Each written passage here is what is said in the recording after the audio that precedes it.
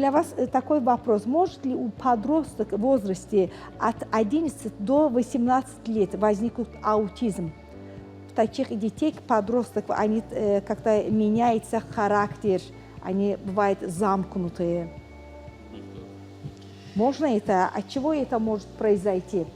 До 11? Ну, вообще, когда Такое у можно детей... произойти? Нет, смотрите, может возникнуть повреждение центральной нервной системы, но вряд ли ему поставят диагноз аутизм. Я не знаю, как это сегодня квалифицируется, потому что, опять же, зависит от того, как к этому подойдет, скажем так, Министерство здравоохранения, да? Aha, demək ki, uşaqlarda bu yaşda mərkəzi sinir sisteminin zədələnməsi ilə bağlı hansısa bir problemlər üzə çıxa bilər. Amma buna autizm deyəcəklərmi, deməyəcəklərmi? Bu yenə də həmən uşağın yaşadığı ölkənin səhiyyəsinin ona qoyduğu diaqnozdan asılıdır. Но если, но нужно точно знать, что случилось, потому что очень многие подростки закрываются совершенно по другим причинам.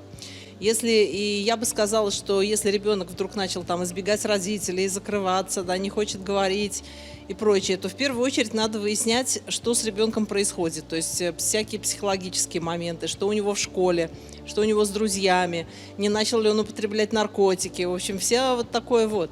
То есть про аутизм надо думать в последнюю очередь. Aha, demək ki, bu yaşda əgər uşaqlar özlərinə qapanıqdırlarsa, baxın, yeni yetməlik dövründə valideynlərindən qaçırlarsa, dostlarından qaçırlarsa, məktəbdən qaçırlarsa, belə uşaqların problemini öyrənmək lazımdır. Problem nədən qaynaqlanıb? Dostları ilə mi problemi var? Məktəblə mi bir problem olub? Ola bilər ki, hətta bu yaşda narkotik vasitələrdən uşaq yavaş-yavaş istifadə etməyə başlayıb kimlərinsə təhriki ilə. Bunu mütləq şəkildə aydınlaşdırmaq lazımdır ki, uşağın xarakterindəki bu dəyişiklik nədən qaynaqlanır? Əgər bu uşaqda autizm yaranıbsa, sonra da bunu ən axırda düşünmək olar.